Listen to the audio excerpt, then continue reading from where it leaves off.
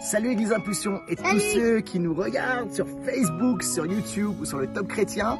On vous fait un coucou de Savoie où on est à la montagne. Est-ce que c'est cool, Augustin? Oui. Yes. On a Albion-Montrond. Wouh! Alors écoutez bien ceci. Aujourd'hui, on va avoir une super célébration.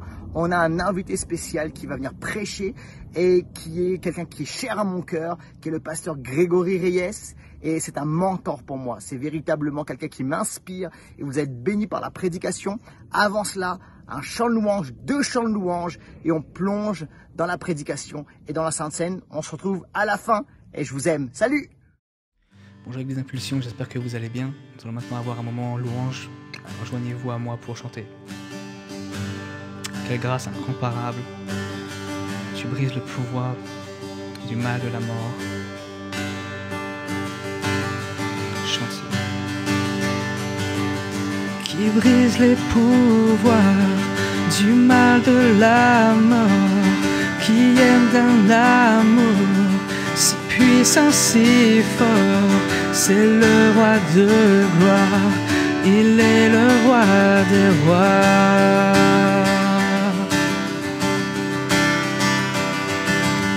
Qui secoue la terre par un saint tonnerre, qui nous émerveille par tant de mystères, c'est le roi de gloire, il est le roi des rois. Quelle grâce incomparable,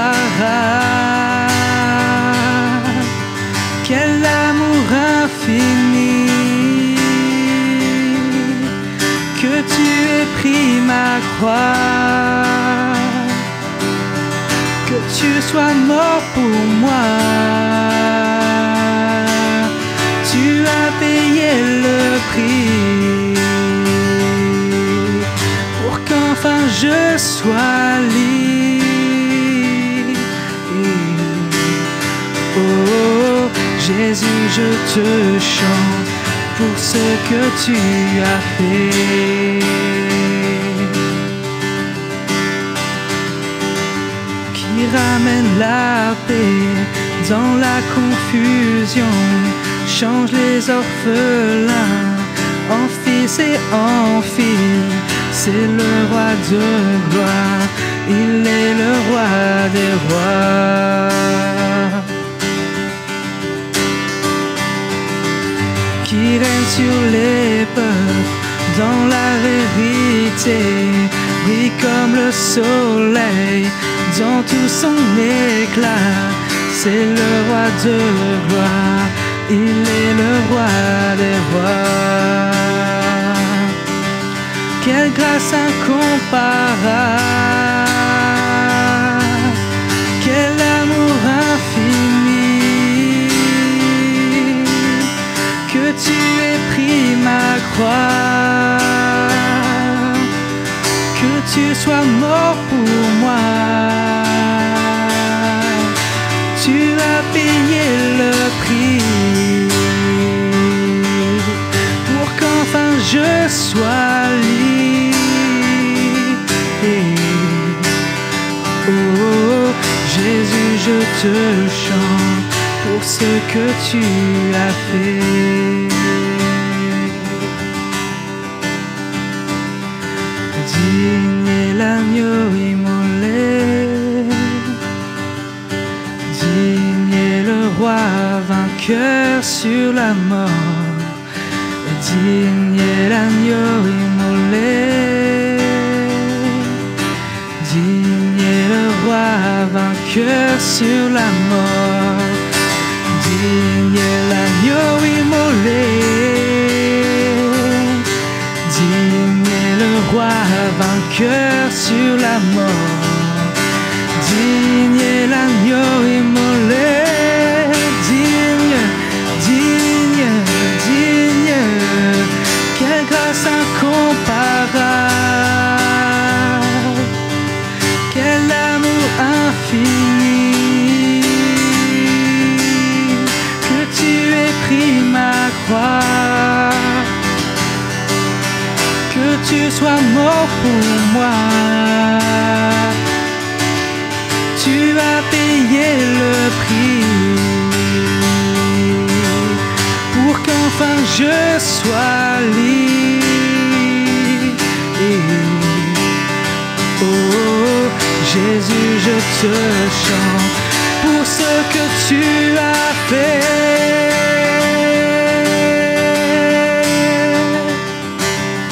Quelle grâce incomparable, quel amour infini. Oui, tu as pris ma croix, tu es mort pour moi.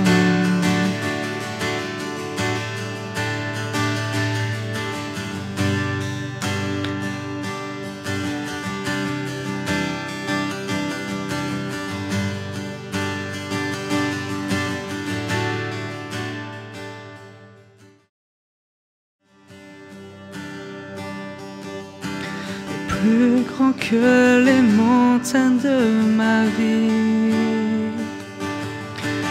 plus fort que la puissance de la mort, constant dans les épreuves et le temps. Une chose demeure, encore une fois, plus grand que les montagnes de ma vie, plus fort que la puissance de la mort,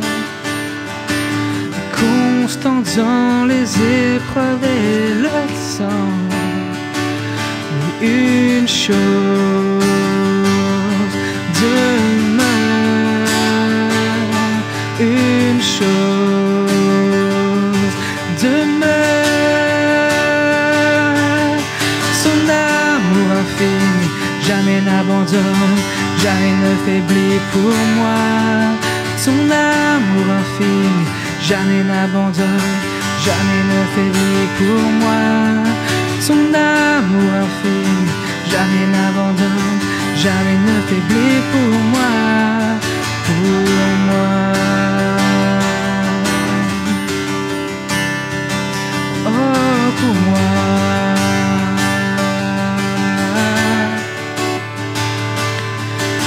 Plus grand que les montagnes de ma vie, plus fort que la puissance de la mort, constant dans les épreuves et le temps.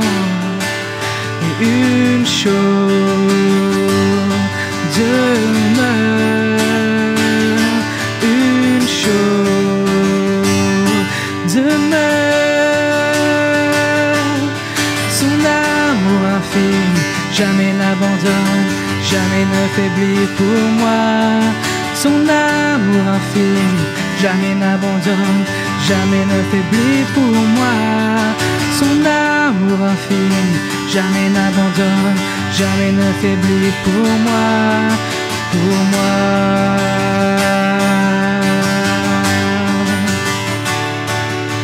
Il dure encore et encore et encore.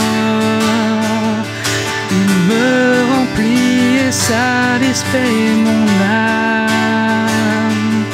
Je n'aurai aucune raison d'avoir peur, car une chose demeure. Il dure encore et encore et encore.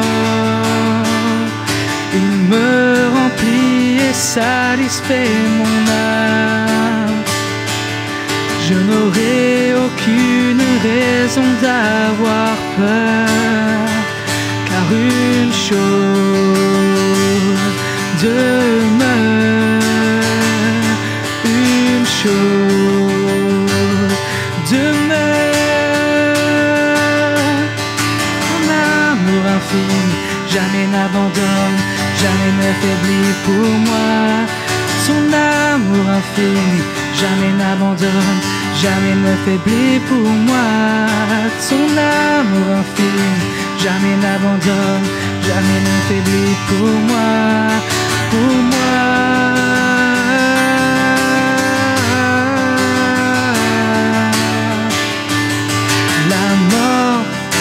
la vie. Non, rien ne peut me faire douter de la force de ton amour. Ma dette payée, non plus rien ne peut séparer mon cœur de ton amour. La mort, la vie, non, rien ne peut me faire douter de la force de ton amour.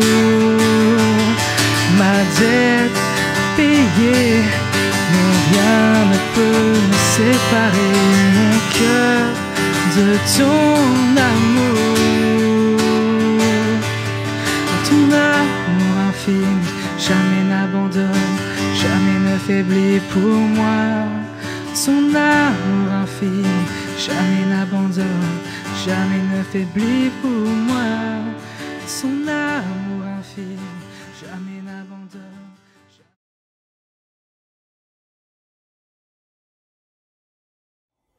Bonjour les amis d'Impulsion, je suis très heureux de passer ce temps avec vous.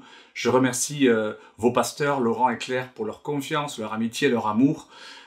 C'est une joie de collaborer avec vous puisque vous êtes une église particulière, vous êtes une église de la présence de Dieu et une église pour moi qui est revivaliste, une église qui vraiment a ses aptitudes d'amener le ciel sur la terre de manière très très concrète. Donc c'est pour moi un honneur de pouvoir justement vous parler aujourd'hui de la présence de Dieu. La présence de Dieu, on a l'impression que c'est quelque chose qui est comme la foudre. On ne sait pas trop quand ça va tomber et où ça va tomber. Et parfois on dit ah ben là on a vécu un temps de louange merveilleux, la présence de Dieu était là. Puis d'autres fois on change un peu la conversation quand on nous demande notre avis sur le temps de louange, vous voyez. Et on a comme l'impression de dire hey, on aime la présence de Dieu, on sait qu'elle existe, on sait qu'on peut y entrer, mais on ne maîtrise pas. Alors que c'est tout le contraire de ce que je veux vous démontrer aujourd'hui. Prenez de quoi noter. Installez-vous confortablement et on va ensemble découvrir comment accueillir la présence de Dieu, comment demeurer dans la présence de Dieu, comment cultiver la présence de Dieu, faire en sorte que la présence de Dieu, vous ne soyez pas toujours en train de courir par-ci ou de courir par-là parce que vous désirez être dans la présence, mais vous allez apprendre vraiment à accueillir et à vivre dans la présence de Dieu 24 heures sur 24, même quand vous dormez. Je vais pas tout développer, mais je vais donner quelques points clés qui m'ont aidé tout au long de ma vie à développer et à accueillir la présence de Dieu. Et mais également, ces dernières années, j'ai rencontré tellement de gens qui sont des gens qui vivent dans la présence de Dieu. Ces gens-là m'ont beaucoup... J'ai énormément appris à leur côté et je m'apprête à déverser sur vous tout ce que des gens comme Paul et Denise Goulet de l'église ICLV Las Vegas, mais nous avons aussi beaucoup appris avec Chris Valenton, avec des gens comme Banning Lipster qui a créé Jesus Culture et qui venait régulièrement aux conférences que nous organisions à Vegas. Et ces gens-là ont capté quelque chose de la présence de Dieu. Sean Bowles aussi était là, Chuck Pierce. Tous ces gens, Cindy Jacobs, vous voyez, au fur et à mesure que je vous cite des noms, on dit « Oh oui, c'est des gens qui vivent dans la présence de Dieu ». On a eu la chance de pouvoir les côtoyer, échanger avec eux, passer plusieurs jours avec des gens comme cela, qui connaissent la présence de Dieu. Et tout au long de ces 30 dernières années, on a beaucoup appris avec Katia sur la présence de Dieu. Et c'est ce que je vous invite à découvrir dans ce temps que nous allons passer ensemble. Alors, vous savez, le premier point, la première chose que j'aimerais partager avec vous, c'est qu'on insiste beaucoup sur, et on a avec raison bien sûr, sur le fait que Dieu est amour, que Dieu est saint, que Dieu est puissant. Mais c'est particulièrement, je trouve, dans le monde évangélique, sur ces trois caractéristiques que 90% des messages sont construits. La puissance de Dieu, la sainteté de Dieu ou l'amour de Dieu.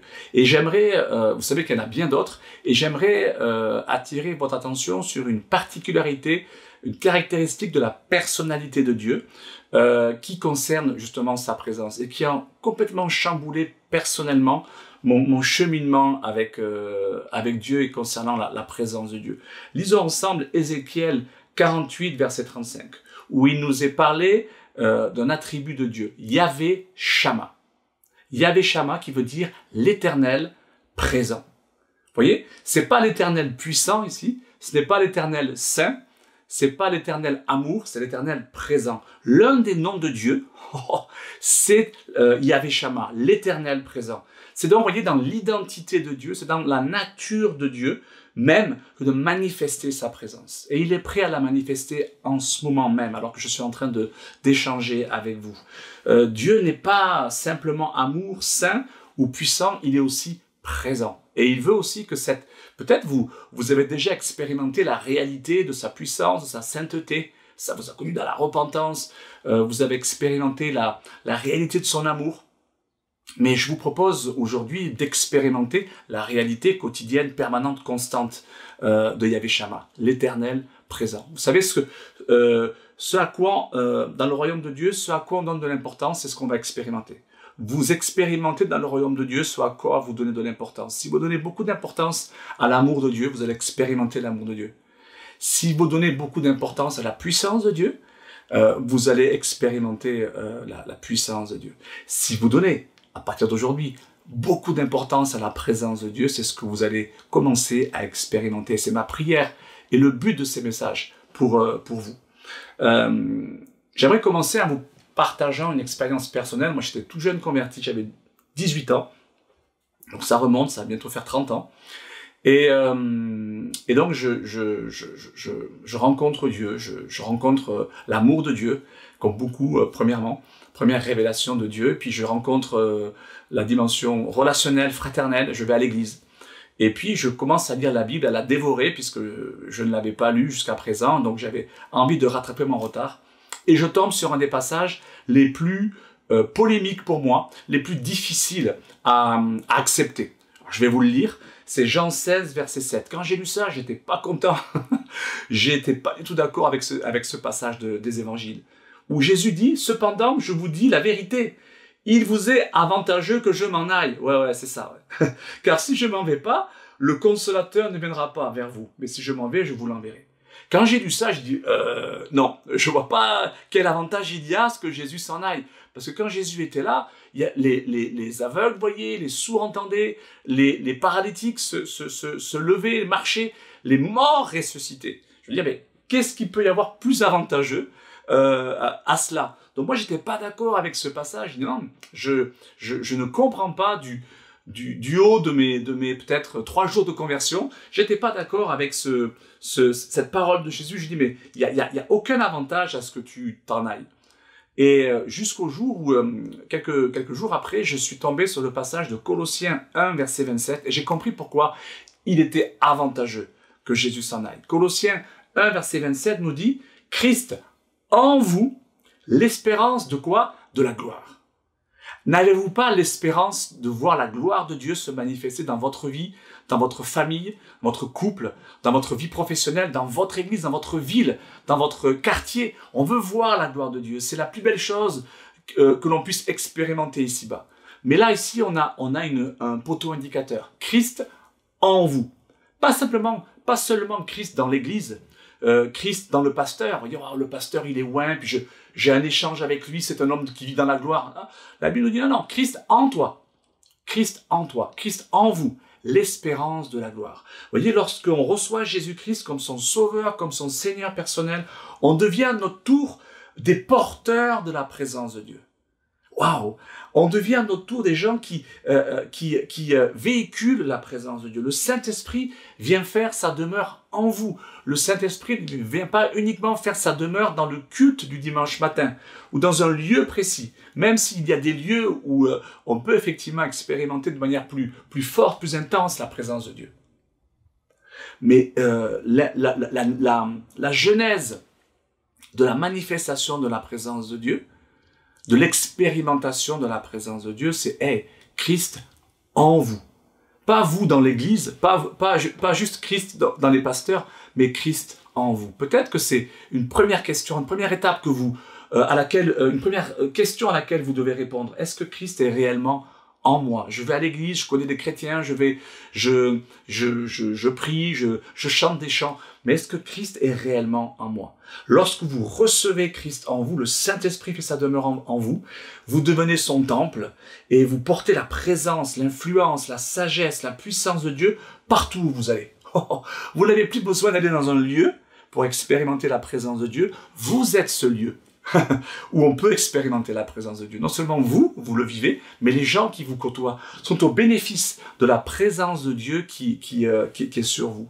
Psaume 60, verset 12 nous dit « Avec Dieu, et pas seul, nous ferons des exploits. » On est tous, c'est dans notre nature, vous voyez, d'aspirer non pas à la médiocrité, mais d'aspirer aux exploits. On a envie de vivre des exploits personnels, on a envie de réaliser des exploits en tant qu'Église, en tant que chef d'entreprise, en tant qu'étudiant. On a tous envie, et c'est normal, si vous avez envie, vous êtes attiré par la médiocrité, à ce moment-là, je vous recommande de commencer une thérapie, vous voyez? Parce que normalement, l'être humain, pour soi, pour notre conjoint, pour nos amis, pour nos enfants, si vous en avez, on veut le meilleur. On veut réaliser des exploits et on veut aussi que nos amis, nos proches réalisent eux-mêmes les exploits. Et la Bible nous dit ceci, avec Dieu, nous ferons des exploits. Vous voyez comme quoi l'importance ici de la présence de Dieu. C'est pas juste quelque chose d'émotionnel, c'est quelque chose qui peut bouleverser votre vie. C'est quelque chose, la présence de Dieu, cultiver la présence de Dieu, y accorder une grande importance. C'est ce qui peut littéralement donner du peps, du boost, de la puissance, du goût à votre vie, puisque ce goût et cet appel, je crois que Dieu vous appelle, Dieu t'appelle à vivre des exploits. C'est possible lorsqu'on s'attache à la présence de Dieu. Vous voyez, c'est vraiment important aujourd'hui de se pencher sur ce point de la présence de Dieu. L'expérimentation quotidienne de la présence de Dieu. Non pas des personnes qui courent dans des différents lieux, différentes églises, auprès de différents ministères pour chercher désespérément la présence de Dieu. Non, juste l'accueillir. Se transformer en personnes qui portent la présence de Dieu. Alors comment on fait? Le premier point que je vous invite d'appliquer dès la fin de ce message, c'est la prière. Vous savez, personnellement, depuis que je suis converti, j'ai toujours démarré mes journées. La première chose que je fais, c'est de commencer par un temps où je m'expose à la présence de Dieu et où je le cherche et où je prie. J'aimerais lire avec vous Matthieu 6, versets 9 à 10, un passage que tout le monde connaît, mais auquel on n'a souvent pas accordé toute l'importance que nous aurions dû y apporter, parce qu'il y a des détails ici sur la présence de Dieu. Jésus nous enseigne comment prier ici. Et il dit, voici donc comment vous devez prier. Notre Père qui es aux cieux, que ton nom soit sanctifié, que ton règne vienne, que ta volonté soit faite sur la terre comme au ciel. Vous voyez ici, il n'est pas dit, quand vous priez, dites que ta présence vienne. Non, non, mais dites que ton règne vienne. C'est pas pareil. Il n'est pas dit que ta présence vienne sur la terre comme au ciel. Non, non. Jésus dit, nous demande de prier de la sorte. Il nous dit, dites que ta volonté soit faite sur la terre comme au ciel. Non pas ta présence, mais ta volonté. Autrement dit, la présence de Dieu à laquelle vous aspirez tous et à laquelle moi j'aspire, j'aime la présence de Dieu. Mais la présence de Dieu n'est pas un but. La présence de Dieu est une conséquence. Une conséquence de quoi?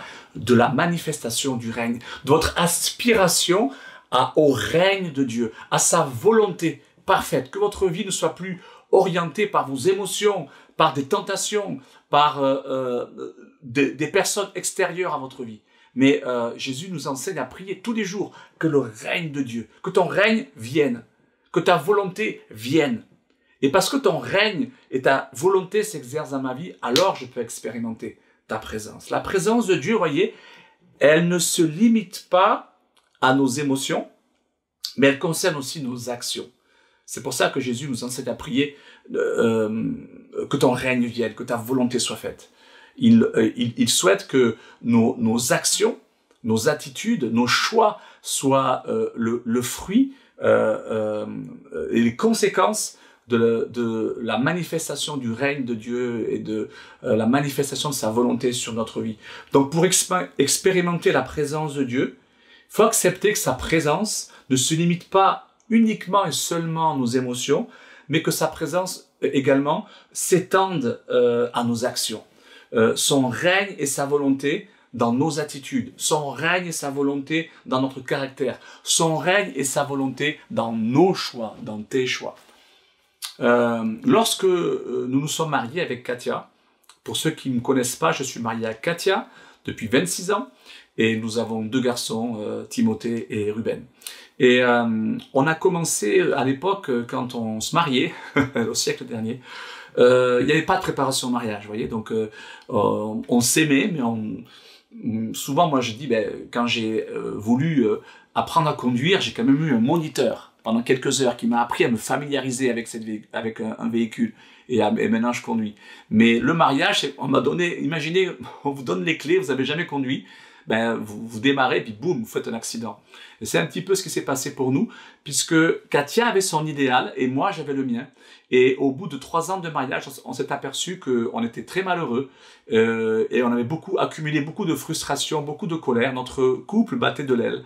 Et plusieurs de nos amis intimes disaient ah, « malheureusement, on pense que Katia et Greg vont divorcer. Il n'y a pas d'autre moyen d'autres solutions pour eux parce qu'ils sont arrivés à un tel niveau d'incompatibilité. » Et alors que nous prions chacun de notre côté, vous voyez, gardez bien la mémoire. C'est pas, bien sûr qu'on était découragés, remplis de colère, d'amertume, de blessures.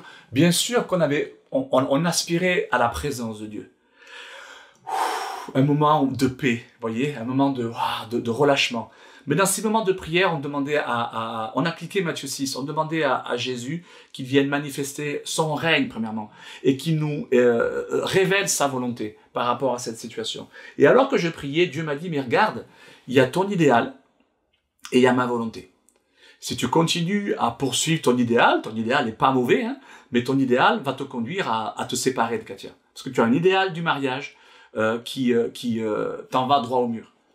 Autre option 2, c'est que tu divorces avec ton idéal et pas avec Katia, et tu t'engages à découvrir et appliquer des principes qui découlent de mon règne et de ma volonté pour toi. Dieu, vous savez, il veut régner dans tous les domaines de notre vie. Le couple, les finances, les émotions, le caractère, les choix, les actions que nous faisons.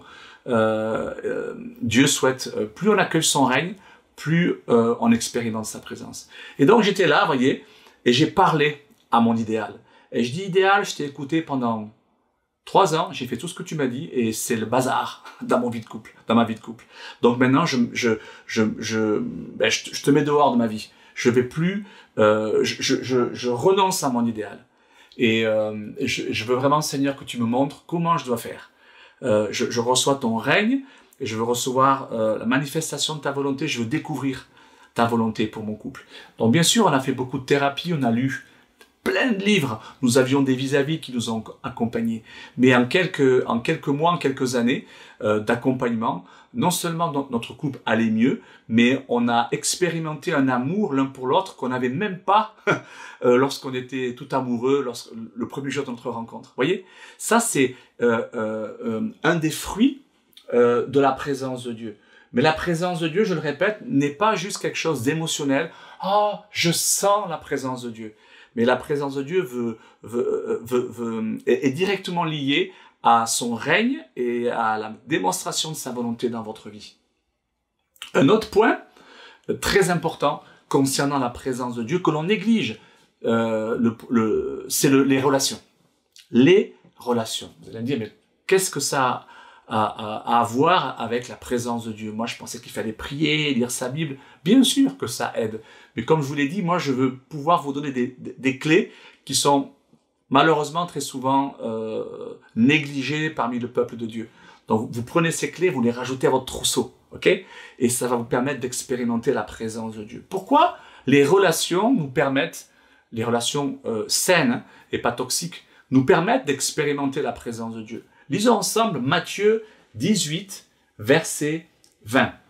« Car là où 2 ou 3 sont assemblés en mon nom, je suis au milieu d'eux. » Vous voyez, il n'est pas dit, car là où une personne est assemblée à mon nom, je suis au milieu d'elle. Non, il est dit là où deux ou trois personnes sont assemblées à mon nom, là je suis au milieu d'eux. Où est Jésus? Au milieu. Il est là, au milieu de vous, quand vous êtes deux ou trois. Vous voyez l'importance ici de la dynamique relationnelle. Parfois, certains s'isolent, prient pendant des heures pour chercher Dieu, alors qu'il suffirait tout simplement de rééquilibrer ça. Bien sûr, continuer à prier, mais avoir aussi des moments relationnels. Avec deux ou trois personnes de manière régulière, la présence de Dieu va tomber sur vous. J'aimerais vous rappeler le psaume 133, je ne vais pas le lire, mais c'est quand même incroyable ce psaume. Il est juste dit qu'il est doux pour des frères de demeurer ensemble.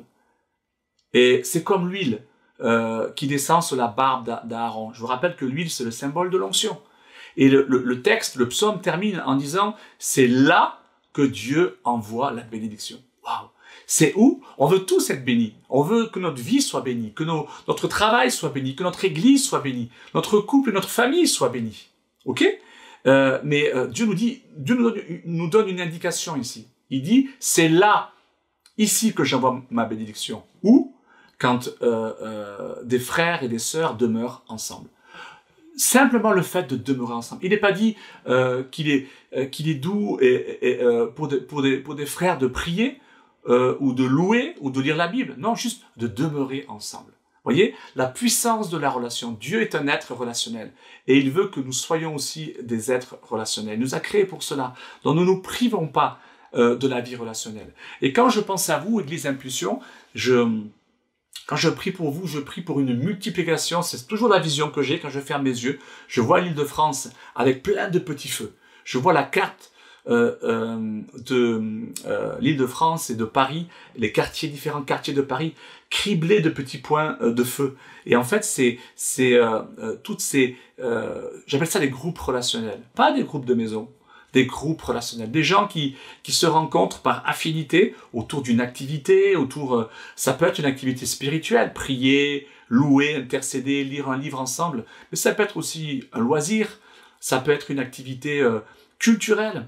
Et bien sûr, on invite des amis incroyants et on leur fait bénéficier de cette qualité relationnelle.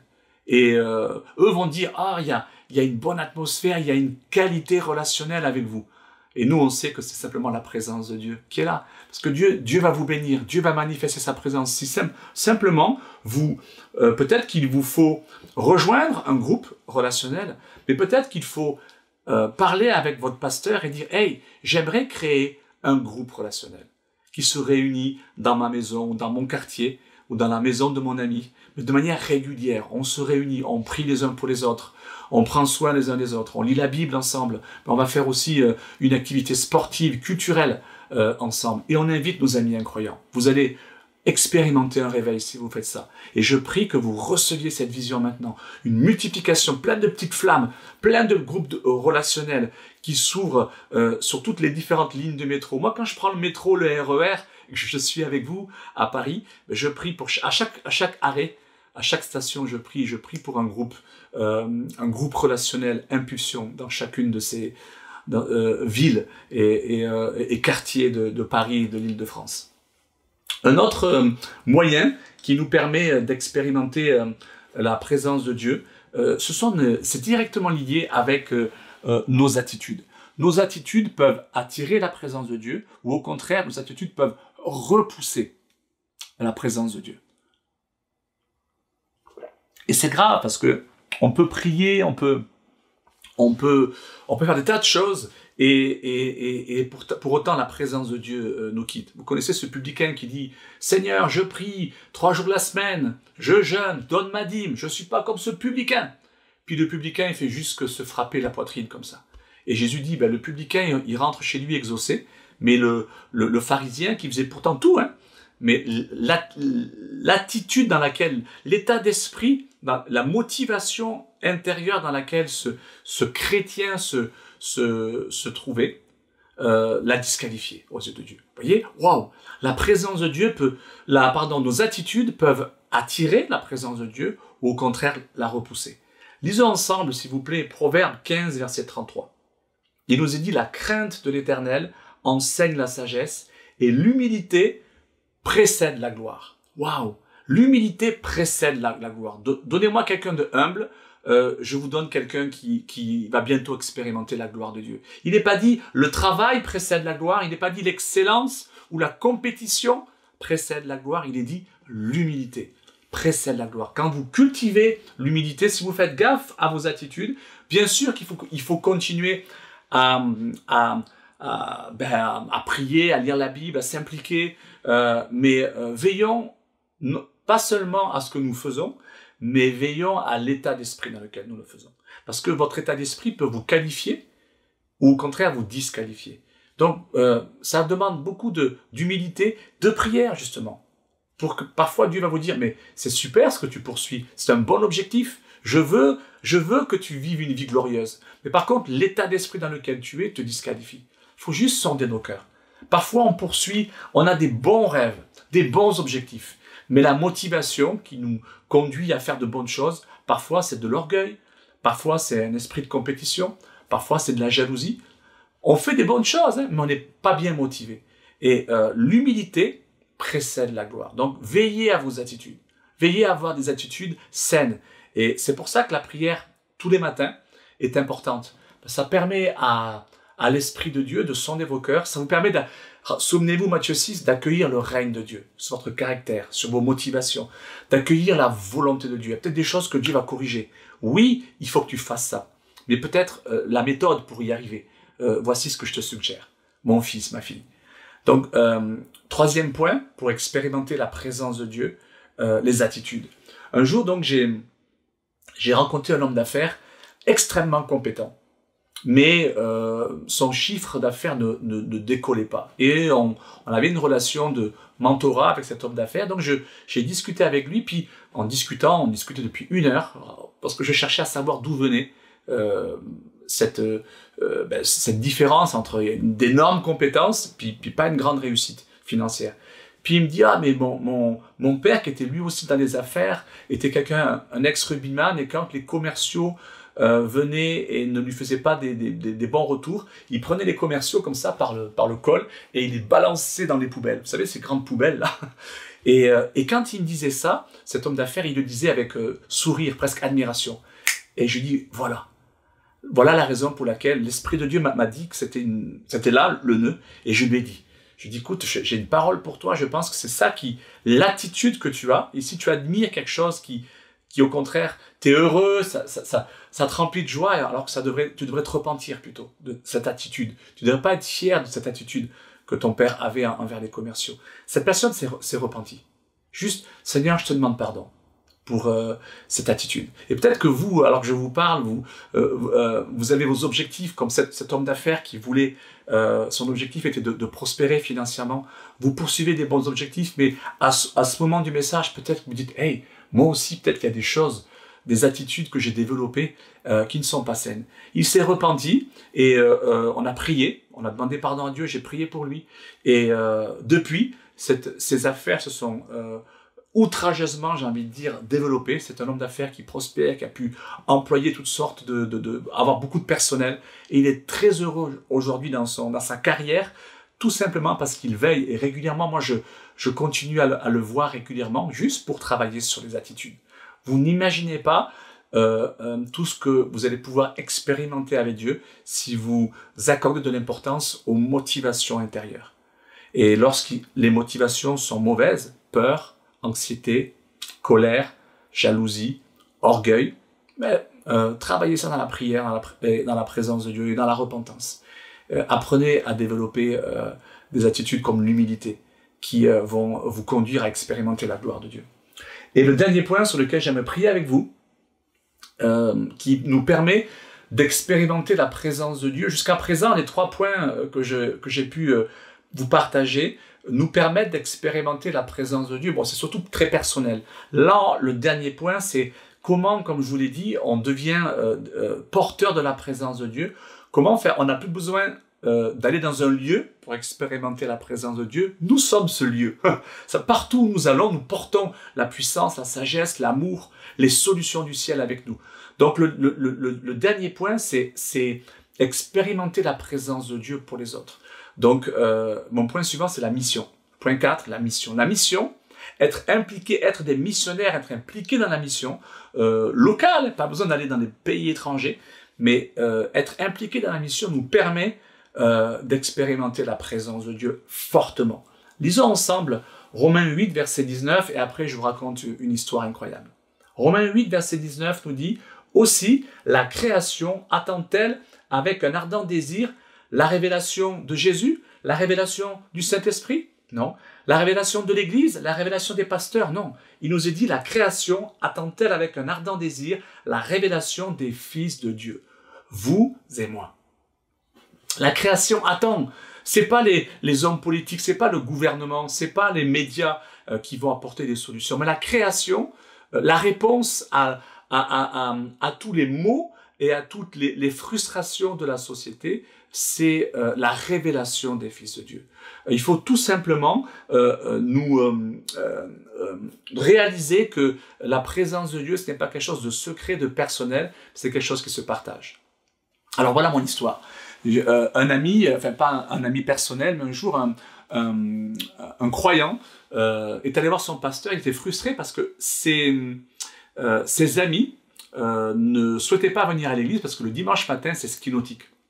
Et lui-même était un passionné de ski nautique et il a tout fait des pieds et des mains pour les attirer à l'église, ses amis. Mais il disait, mais non, le dimanche matin, nous, c'est ski nautique.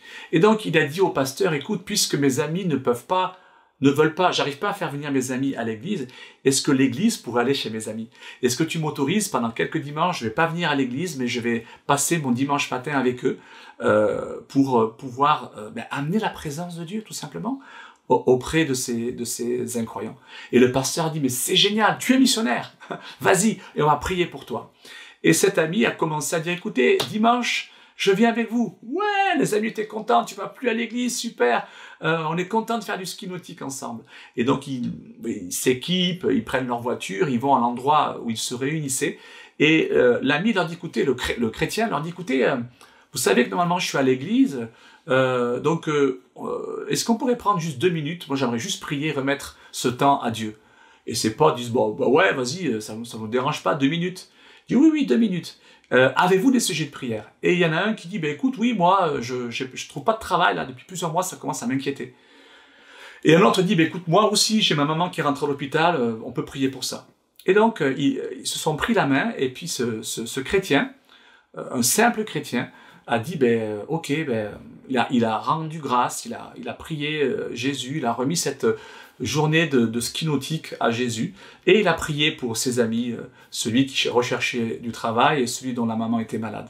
Puis la semaine suivante, ils se sont revus, et pareil, chacun son matériel, et puis l'ami chrétien dit, mais est-ce qu'on peut continuer à prier, juste, j'aimerais, comme la semaine précédente, prier 2 minutes, et ses amis disent, ok, mais avant de prier, est-ce qu'il y a des sujets de reconnaissance? Je sais que la dernière fois, on a prié pour toi qui recherchait du travail, on a prié pour toi dont la maman était à l'hôpital, et quelles sont les nouvelles? Et les amis disent, écoute, c'est incroyable, dans la semaine, j'ai trouvé du boulot. Et l'autre ami dit, mais moi, ma maman n'est plus à l'hôpital, elle va beaucoup mieux, elle est rentrée à la maison, elle est complètement guérie. Et waouh, les gens disent, on peut remercier Dieu pour ça. Vous êtes d'accord? Les amis disent oui. Et y a-t-il d'autres sujets? Puis d'autres ont donné des sujets. Et ainsi de suite, pendant plusieurs dimanches, ce croyant n'allait plus à l'église le dimanche. Au lieu d'essayer d'amener ses amis à l'église, c'est l'église en fait qui est allé vers ses amis. Et progressivement, ses amis, à cause des relations, souvenez-vous, là où 2 ou 3 sont assemblés à mon nom, je suis au milieu d'eux. Donc le simple fait de remettre ce temps de ski nautique, 2-3 minutes de prière, en se prenant la main, ils ont commencé à expérimenter la présence de Dieu. Jésus a exaucé beaucoup de prières, s'est révélé à eux, et quelques semaines après, ces gens se sont tous convertis, c'est devenu un groupe de relations totalement convertis, un groupe de disciples, et ces gens, nouvellement convertis, ont commencé à faire de même avec leurs amis. Par accident, ils ont, sans le vouloir, ils ont implanté une nouvelle église. Vous voyez, pour cette personne, c'était le ski nautique. Peut-être que pour toi, c'est simplement boire des cappuccinos dans un joli bar. Peut-être que pour d'autres, c'est faire du sport. Pour d'autres, c'est aller visiter des musées. Pour d'autres, c'est s'engager dans une œuvre sociale, une action sociale, c'est s'engager envers les pauvres avec des amis incroyants.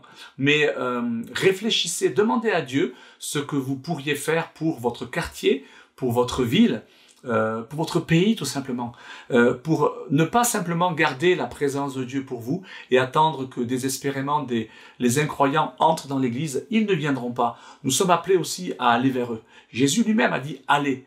Il n'a pas dit « venez hein », il a dit « allez ». Donc c'est à vous et moi à non seulement accueillir la présence de Dieu, mais aussi penser qu'on peut la véhiculer.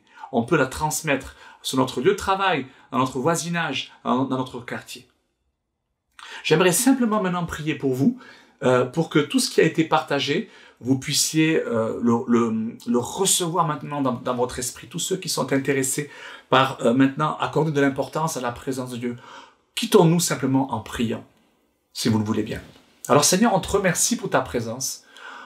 Et je veux invoquer maintenant sur toute l'église Impulsion, Yahvé Shammah, l'éternel présent. Je prie pour que l'église Impulsion connaisse une saison nouvelle dans l'expérimentation de la présence de Dieu. Pas uniquement quelque chose d'émotionnel, mais quelque chose qui a attrait à leurs actions.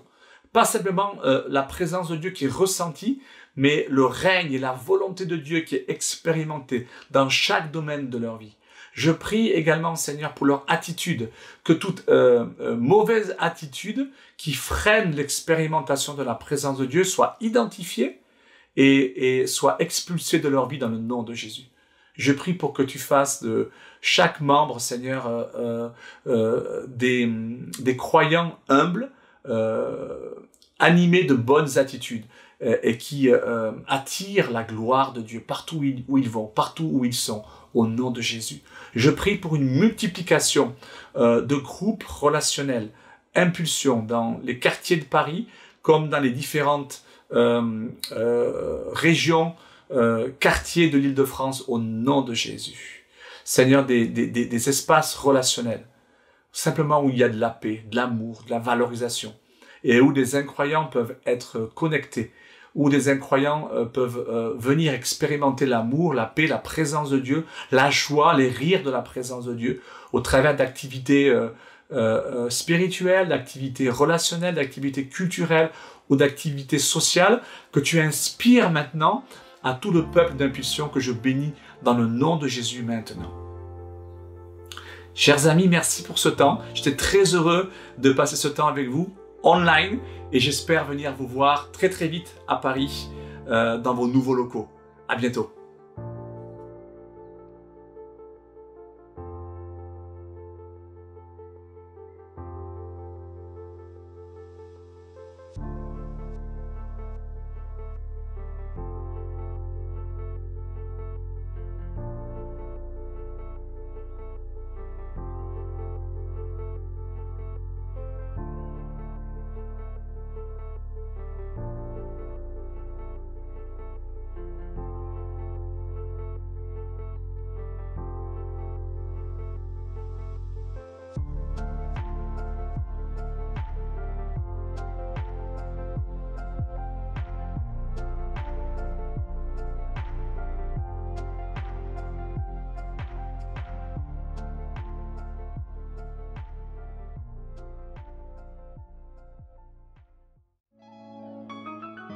Wow, merci Seigneur pour sa parole qui nous bénit et qui nous vivifie.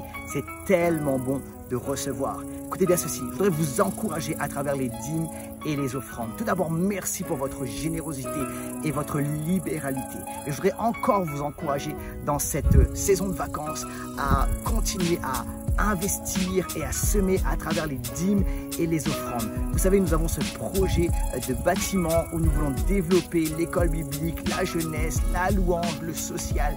Et nous avons besoin ensemble de participer et de contribuer financièrement. Donc vous avez toutes les informations en lien dans la description et je vous remercie pour avance. À très bientôt. Je vous aime. Passez une excellente semaine. Que Dieu vous bénisse. Salut!